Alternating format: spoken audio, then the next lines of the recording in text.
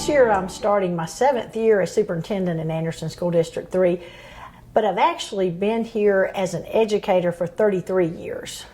1972 was when I was in first grade, and I actually, first semester was at the old Ivy Elementary School, which is the Elsie Evans walking track now in Park, and then in January they opened the new school, and I was the first class in that school because we didn't have K-5 then. So that takes you back to my history in Anderson School District 3.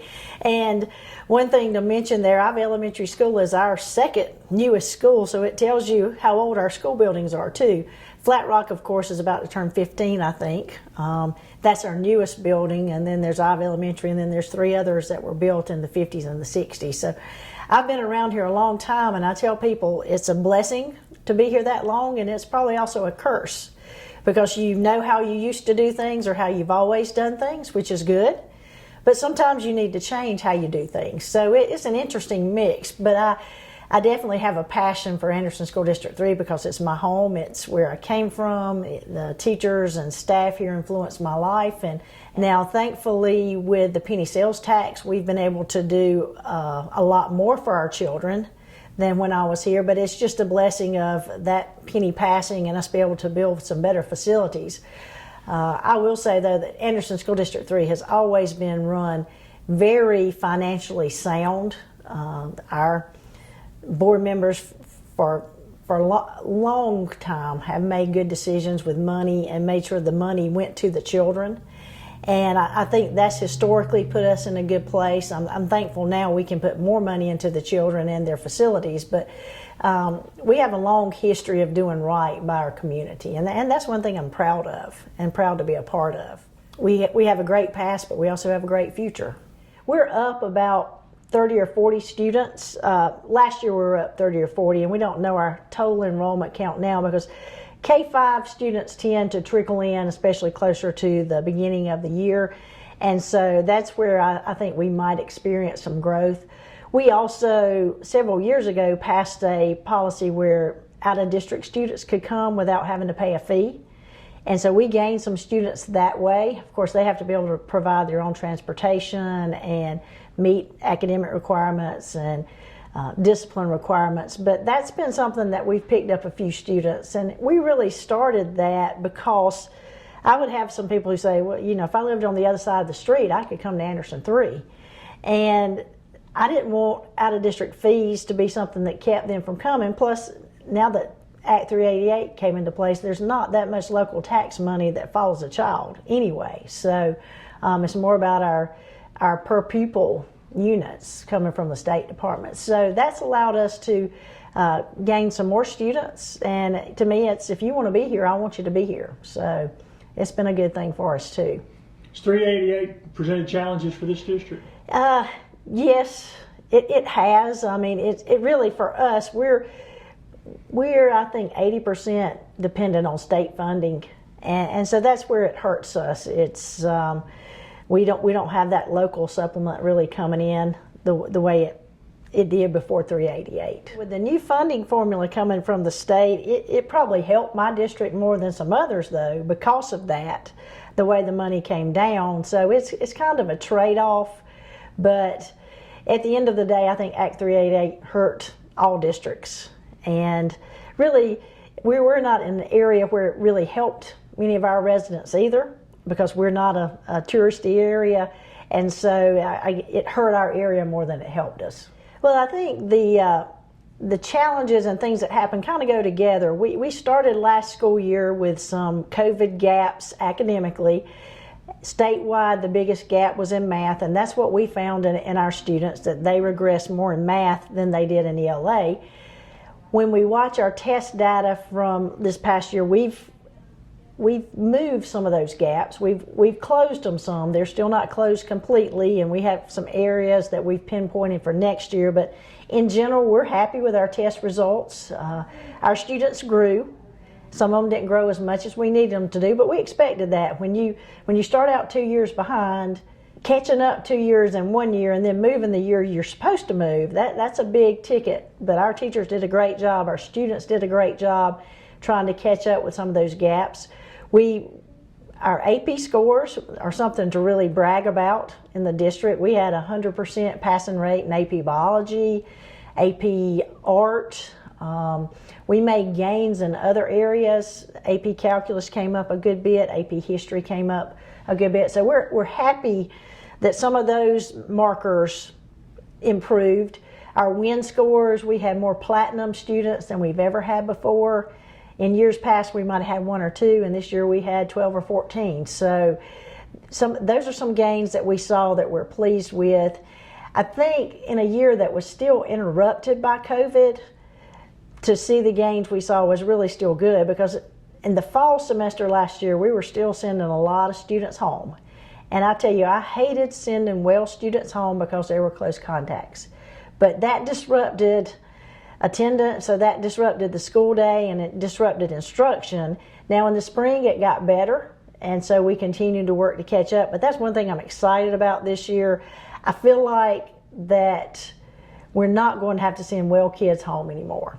So I think attendance will not be disrupted. I do encourage parents to really get back to more of a regimented attendance theme, because that's one of the things we've seen happen with COVID is sometimes attendance, or being aware of how important attendance is, has dropped a little bit. And so getting back in that routine of every school day is important. We need every teacher here every day. We need every child here every day, so we can continue to move that needle. We had a skeet shooting team that are national champions. That just happened last week, and so we'll be honoring those 3 young men at a board meeting and with some things later on in the year.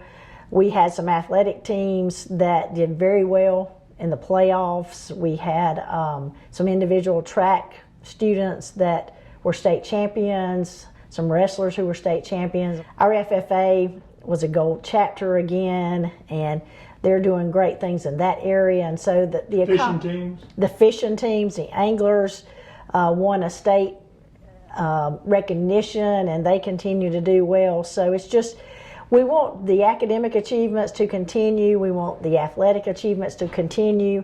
3 years ago, we started a strings program at Star Middle School that's now moved to the high school, and they continue to do well. We had some, I think 3 students or 4 students who made the all-area orchestra. So it's just a lot of things going on in Anderson School District 3 that develop the whole child, and that's what we want. I want you to have opportunities in every area. Academics are important, but social emotional is important too, and so whatever a student can find their passion to do, that's what we need, because that trickles over into the academic classroom anyway. Being able to open it up and let parents in, I mean, we have as many parents sometimes at a STEM night that we have it at an athletic event. And so being able to get back into those routines, I think one highlight of the year was when we had closed lunches in elementary and middle really high to anybody from the outside, and so we decided to invite the community back in for Thanksgiving. And we fed thousands of people that day, and I tell you, it was a major endeavor for our buildings and our principals, especially elementary, because that's where everybody comes. But it was a great thing to have that number of community people back into our schools for something special, and that's just really what it's been about. Being able to welcome them back, not limit numbers, not focus so much on how far apart you are, but just that, okay, we're here to celebrate your students and whatever the activity is. And that's what makes school special. And that's the piece I think we overlook sometimes that COVID hurt, the social emotional piece of getting groups back together, getting our students back together. I mean, some people think you can do online learning permanently, but you just can't. And it's that social piece that our students are missing, and that's the piece that still concerns me, is the mental aspect of what COVID has cost some families and some students, just being able to continue to cope with that. And so that's something I don't want us to overlook in schools, and that's one thing we've actually hired through the Anderson County Mental Health. We will have an additional mental health counselor next year that's permanently in our schools, and so I think that continues to get to that need that we so often overlook, because that was hard to put on paper. We had set some goals for growth, and we met those goals fairly well.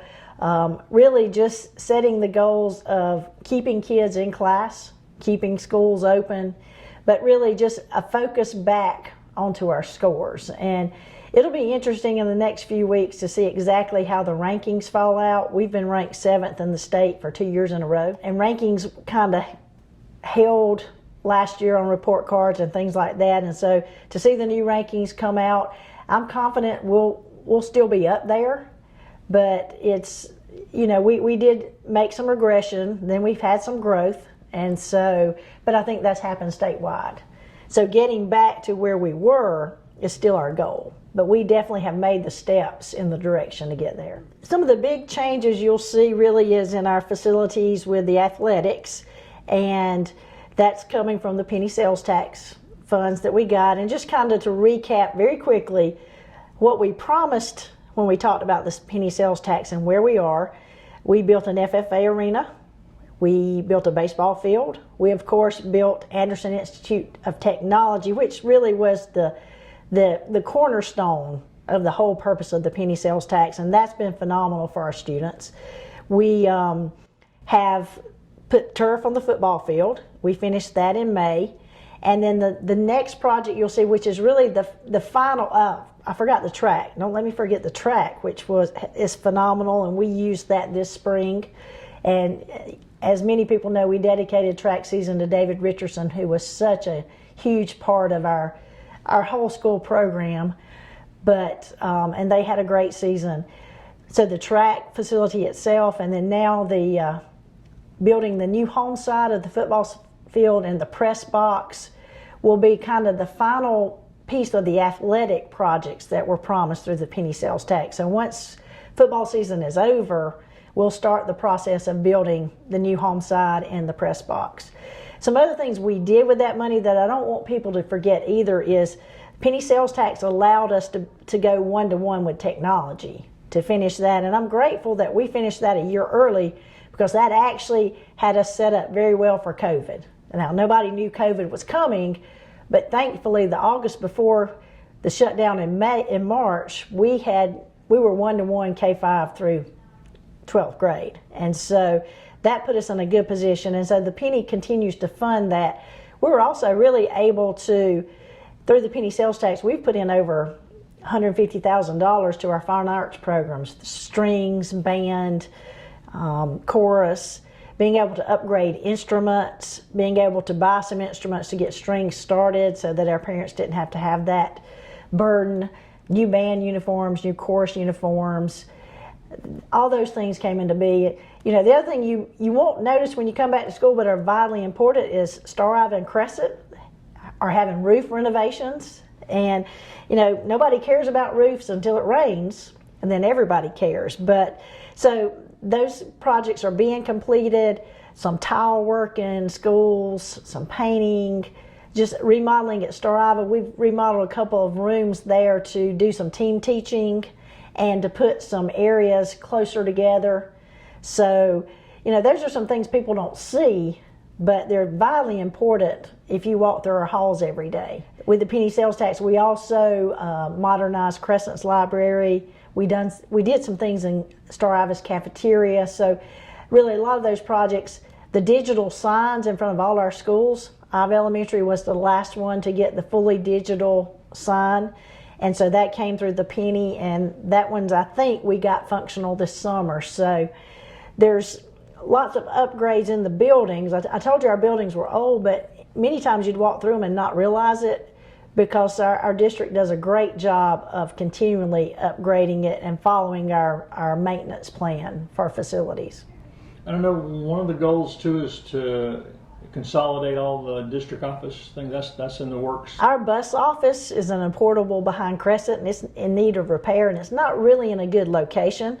Our IT office is in a old structure behind Star Ivy, and then our First Steps program has been in a portable by Star Elementary. And again, that's not a good location to bring people into just security-wise. So what we're trying to do is a collaborative project with the town of Iva and Anderson County and Anderson School District 3 to actually purchase the library building that sits on the corner of our property. Interesting story about that I learned in this process is this library building was built 30 years ago, and at that time Anderson County paid School District 3 $5 for that corner of our land to build a building. It had to look like our district office, and if it ever ceased to be a library, it actually automatically comes back to us. And so it's almost like it's meant to come back to us. And so we started this project thinking about we need the space, and that's the ideal space for us because it's almost 5,000 square foot that would allow us to bring all of our operations here.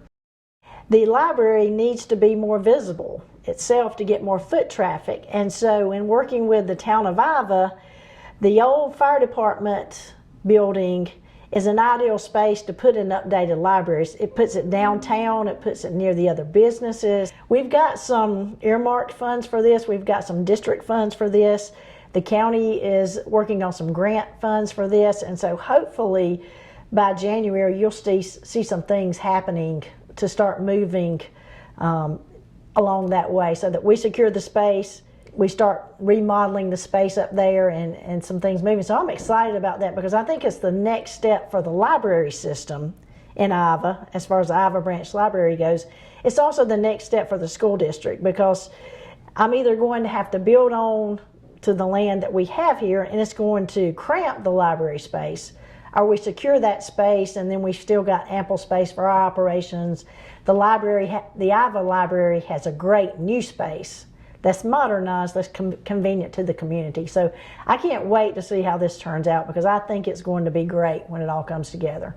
AIT is so important to us because it gives our students options, opportunities to get the career and technology background for what they want to do, to come out with credentials in hand. And it's not what you know anymore, it's what you can do. And a credential shows what you can do. And so you can walk into a job with a credential and that's just a leg up. It also helps you, sometimes people are misinformed to think, well, a career center is only for kids not going to a four-year college, but that's not true either. I mean, I had a son who went to Clemson for computer science, but having credentials coming out of a career center better prepared him for that computer science degree at Clemson. And most four-year schools, when you go through a computer science degree, or I'm just use that for example because it's fresh and it's easy, you don't come out of that four-year program with a credential in hand. You come out with a four-year degree.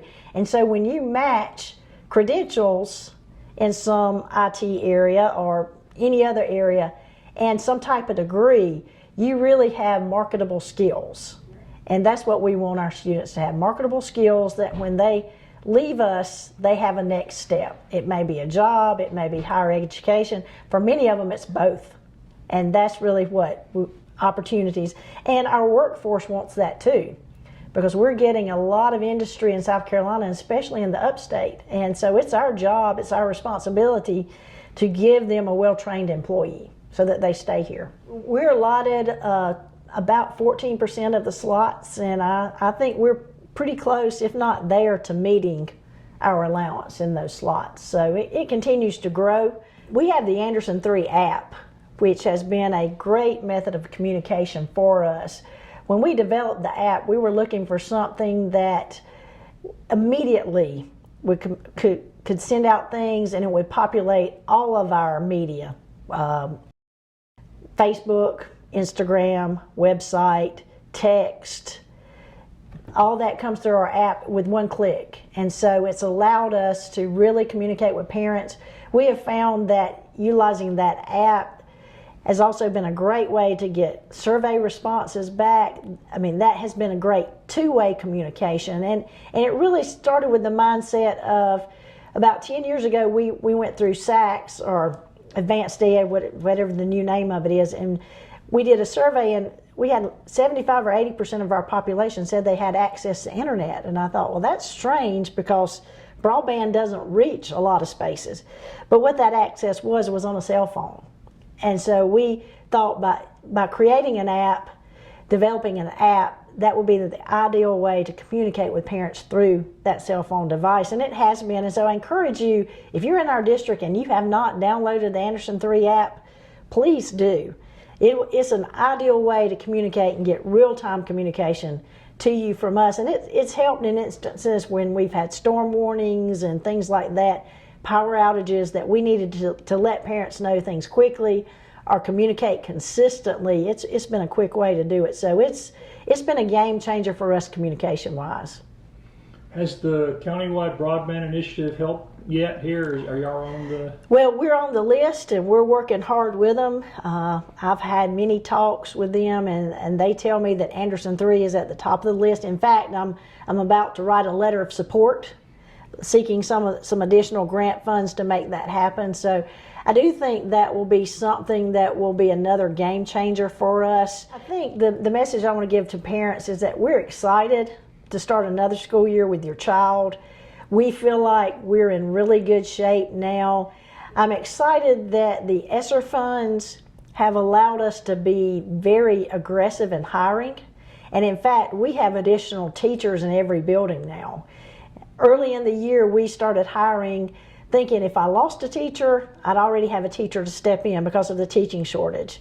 But we've been fortunate to our retention rate this year has been great in Anderson 3. And so in most cases, class sizes are going to be much smaller in elementary school because we have additional teachers there. We've been able to bring in an additional ELA and math teacher at Star Iva, which I think will help with class sizes there. And at Crescent, we have some additional teachers, especially in the science area, that helps us, especially in the area of chemistry, to get the class sizes down. So I think that's one thing I'm excited about, is that with the ESSER funds, I could be more aggressive in hiring teachers. And so we're fully staffed. We're ready to go. And we actually have extra. So I think when you talk about the gaps in learning, I think that allows us more individualized instruction, focused on specific weaknesses. And so I really feel good about where we are academically starting the year. I think we have a good plan. We have brought in every resource we could to be ready for students. Another thing I know parents are concerned about is security in the schools with everything going on. And security-wise, we're in a good place. I feel like academically we're in a good place. The opportunities for children are wide open. So I'm excited to get the school year started because I think we're moving beyond what was normal to something that's better than we've ever had before. And I think our staff is ready to go, and I think our community is ready for it. So I'm just excited to be in Anderson School District 3, a place I love, our whole district. I mean, that's just one thing about us. We're a team that cares about children. It kind of gets old to say we're family, but in a small district, that's what it becomes. We look out for one another. We want what's best for everybody. But at the end of the day, we want our students to develop to their greatest potential. That's our responsibility. That's why we're here. So that's what we're, every day, that's what we're doing. Pride, passion, and purpose.